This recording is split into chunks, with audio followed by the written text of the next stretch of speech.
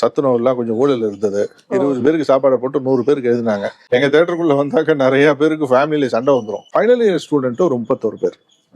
இந்த ஆண்டு வந்து முடிச்சவங்கள ஒரு கேம்பஸ் இன்டர்வியூ எங்க நாராயணில இருந்து வச்சு உடனடியாக 31 பேருமே நாங்க செலக்ட் ஆனாங்க. அவங்கள இமீடியட்டா வந்து நாராயணி நிதி லிமிடெட்ல நாங்க பணி ஆணை கொடுத்தோம். இந்தியாவிலேயே எடுத்துக்காட்டாக ஒரு பெருமை மிக்க மாநகரமாக இதை கொண்டு வரதற்கு நான் பாடுபடுவேன்.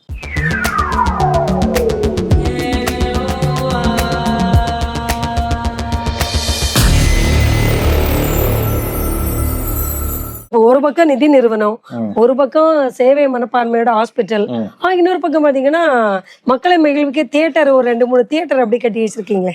அதாவது ஆக்சுவலா நான் தியேட்டர் நான் கட்டல, தியேட்டர் கட்டின தியேட்டர் வாங்கினேன். அதுல என்னன்னு கேட்டீங்கன்னா இது சம்பந்தம் இல்லாத ஃபீல்டு எங்களுக்கு. அதுதான் என்ன நடந்தது, கும்பகோணத்துல வந்து விஜயா தியேட்டர் பழமை வாய்ந்த தியேட்டர். அதனால வந்து குருநாதன் செட்டியார்னு சொல்லிட்டு அவர்தான் அந்த தியேட்டர் வந்து கட்டினார். அந்த தியேட்டரை கட்டுறதுக்கு முன்னாடி லட்சுமி விலாஸ் அக்ரஹாரன்னு பேரு, அங்க இந்த ப்ராப்பர்ட்டி இருக்கு.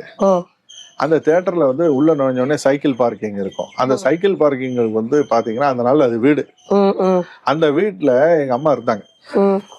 சோ அப்பா அடிக்கடி அவங்க சொல்லுவாங்க, இப்ப அது தியேட்டர் ஆயிடுச்சு, நாங்க அந்த நாள்ல வீடு, எனக்கு வந்து அங்கதான் பொண்ணு பார்த்தாங்க, எனக்கு அங்கதான் வந்து ஃபர்ஸ்ட் டைம் பொண்ணு பார்த்தாங்க. எங்க அம்மாவோட நேட்டிவ் அருப்புக்கோட்டை.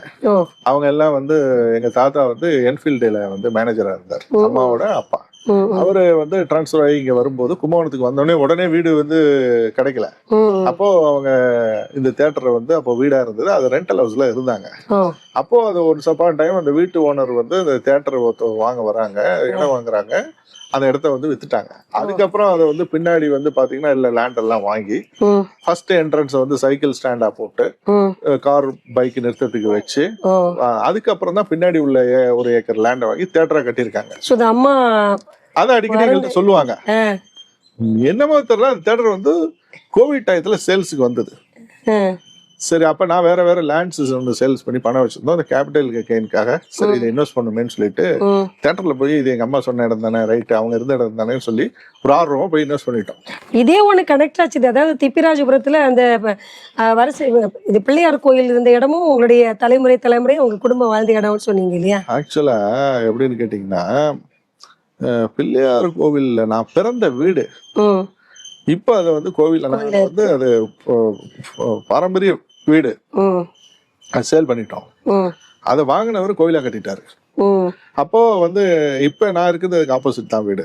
அதாவது காலம்பரை எழுந்திரிச்ச உடனே நான் மாடியில இருந்து அப்படி பார்ப்பேன், பார்த்து அந்த கோபுரத்தை பார்த்து இப்படி கும்பிடுவேன். ஸோ என் வீடையும் கும்பிடுற மாதிரி இருக்கும். எனக்கு அவ்வளோ பெரிய மகிழ்ச்சி அது.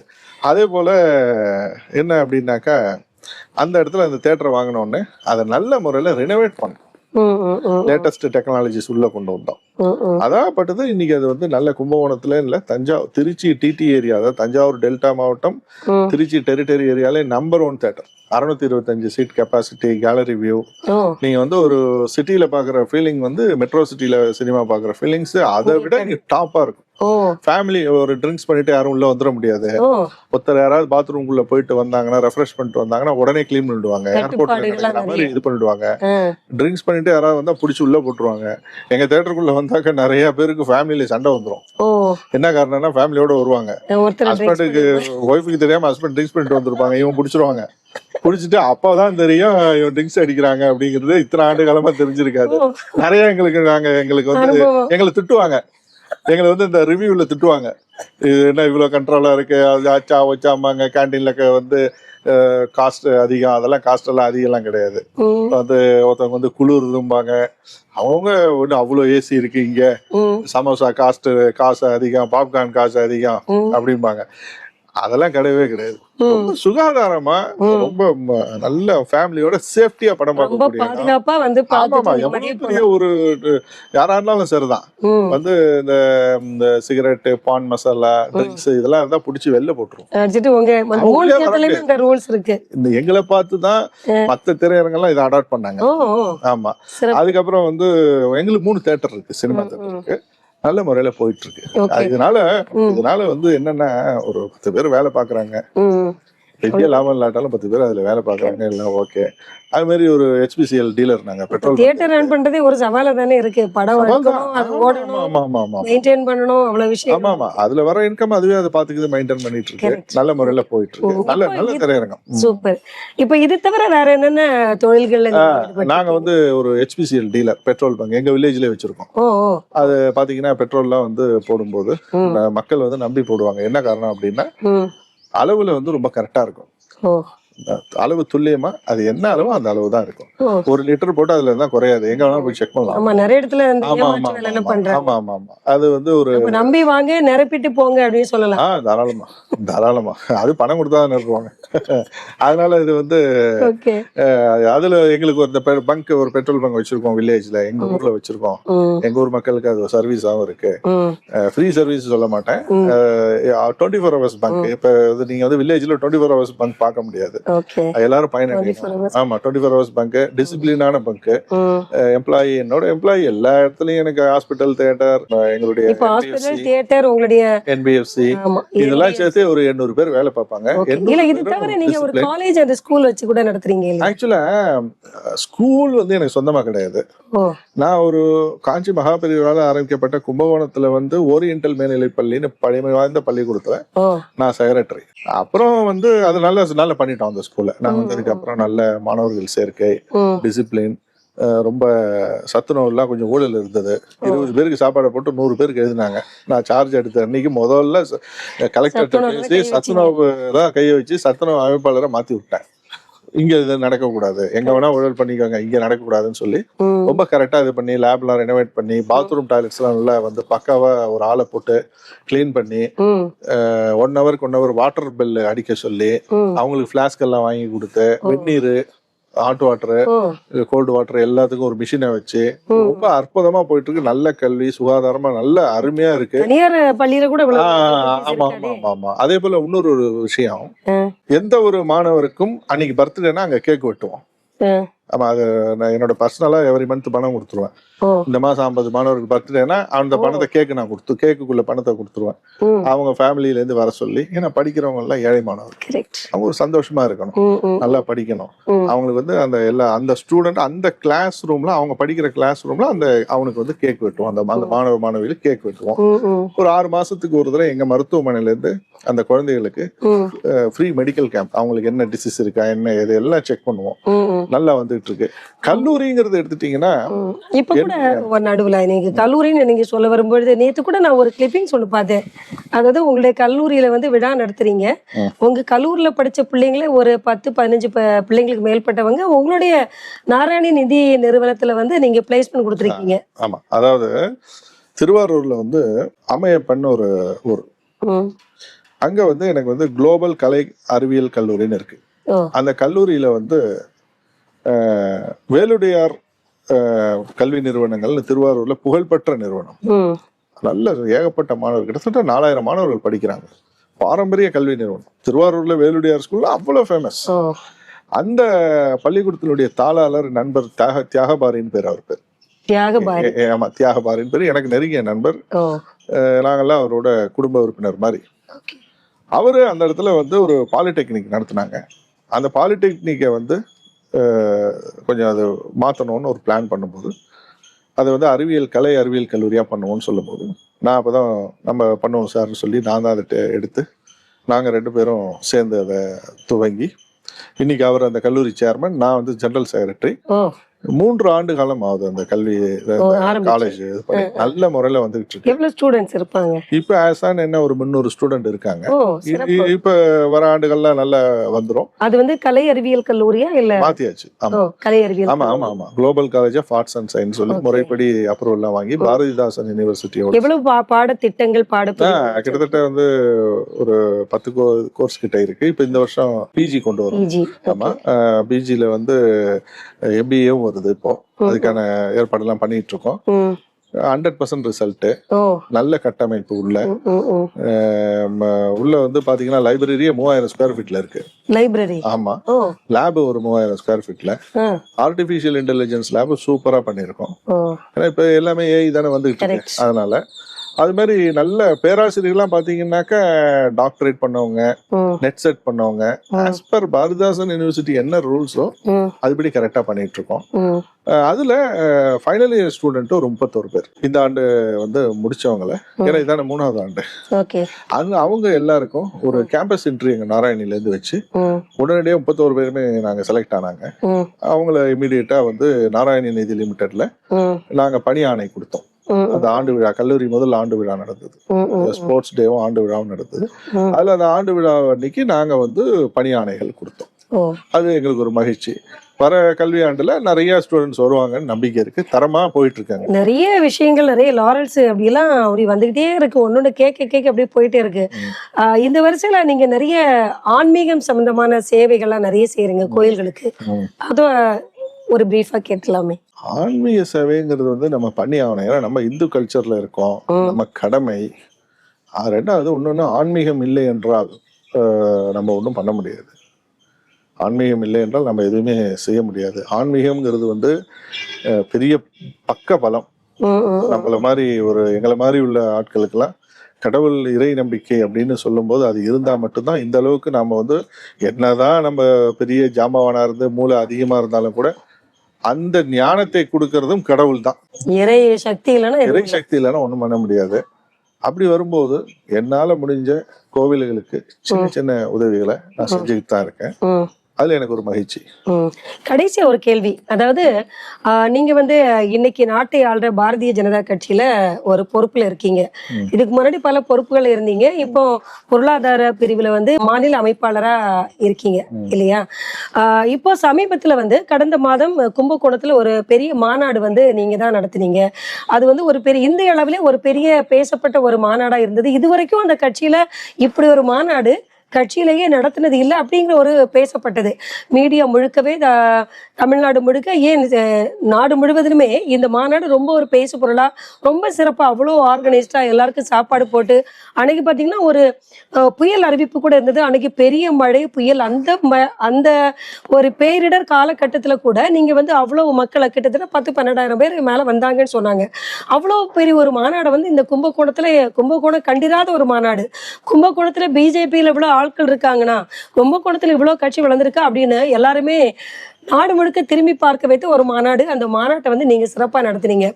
இப்போ வந்து கட்சியில தமிழக அளவுல தொகுதி பங்கீடு அப்படிலாம் பேசும்பொழுது 40 சீட்டு வாங்கிருவாங்க, 50 சீட்டு வாங்கிருவாங்க அப்படின்னு சொல்ற பட்சத்துல, பிஜேபியை பொறுத்தவரையில பிஜேபியை வந்து இது கோவில் நகரங்களை எல்லாம் கையில் எடுக்கணும், கோவில்ல வந்து முக்கியமா இருக்கிற இடத்துல எடுத்து அதுல வந்து நம்ம வந்து சீட்டை கேட்கணும் அப்படிங்கிற ஒரு முடிவெடுக்கப்பட்டதால நம்ம செய்தியிலலாம் பார்த்துட்டு இருக்கிறோம். அந்த வகையில கும்பகோணத்துல வந்து உங்களுக்கு தேர்வு செய்யப்பட வாய்ப்பு இருக்கு அப்படின்னு சொல்லிட்டு பரவலாக பேசப்படுகிறது. இந்த நிலையில நான் உங்ககிட்ட வைக்கிற ஒரே கேள்வி, நீங்க வந்து கும்பகோணம் தொகுதியோட சட்டமன்ற உறுப்பினர் ஆனால் கும்பகோணம் தொகுதி மக்களுக்கு நீங்க என்ன செய்வீங்க? நீங்க வரல நிறைய கொஸ்டின் கேட்டீங்க, இது என்ன பதில் சொல்ல தெரியல. அதாவது எனக்கு வந்து ஒரு ஆத்மார்த்தமான ஒரு கட்சி பாரதிய ஜனதா கட்சி நான் இருக்கிறது. பாரதிய ஜனதா கட்சிங்கிறது வந்து ஒரு நல்ல ஒரு கொள்கை உள்ள கட்சி. ஆர்எஸ்எஸ் அமைப்பு வந்து அந்த சித்தாந்தங்களை வந்து பத்தி இது பண்ணும்போது, நான் ஆர்எஸ்எஸ் ஃபாலோயர்ஸ், ரொம்ப டிசிப்ளினான ஒரு ரூல்ஸ் ஆர்எஸ்எஸ்ல ரொம்ப பிடிக்கும் எனக்கு. நான் ரொம்ப அந்த ஸ்ட்ரிக்டா எப்படி இருக்கணும், நேரம் பஞ்சுவாலிட்டி எப்படி இருக்கணும், நம்மளுடைய அன்றாட வாழ்க்கையில எப்படி இருக்கணும், சித்தாந்தம்னா என்ன, இந்து கொள்கைனா என்ன, இந்துன்னா எப்படி இருக்கணும் அப்படிங்கறத வந்து ஆர்எஸ்எஸ்ல தான் நான் வந்து தெரிஞ்சுக்கிட்டேன். கத்துக்கிட்டேன்னு சொல்றதை விட தெரிஞ்சுக்கிட்டேன் நான். அதுக்கப்புறம் நான் ஒரு 20 ஆண்டு காலமா பாரதிய ஜனதா கட்சியில உறுப்பினர். கடந்த 2019-20க்கு அப்புறம் தான் நான் வந்து ஒரு பொறுப்புக்கு வரோம். அப்போ அறிவுசார் பிரிவுல மாநில துணை தலைவரா இருந்தேன். அப்ப ஒரு சில ப்ராஜெக்ட் பண்ணணும், அதை சொன்னாங்க. நான் இருக்கக்கூடிய அந்த பிரிவுல சொன்னாங்க, தலைவர்கள்லாம் சொன்னதை நான் அக்செப்ட் பண்ணேன். உடனடியாக அவங்க சொல்றபடி அவங்க என்ன கைட் பண்ணாங்க, நான் பண்ணேன். அடுத்தது 3 ஆண்டு காலம் முடிந்த உடனே பொருளாதார பிரிவுல என்னை வந்து மாநில இணையமைப்பாளரா இப்ப போட்டிருக்காங்க. அப்ப அந்த தலைவர்கள் வந்து என்கிட்ட வந்து கும்பகோணத்துல ஒரு பிரிவு பிரிவுகளுடைய சங்கமம் நிகழ்ச்சி நடத்தணும்னு சொன்னாங்க.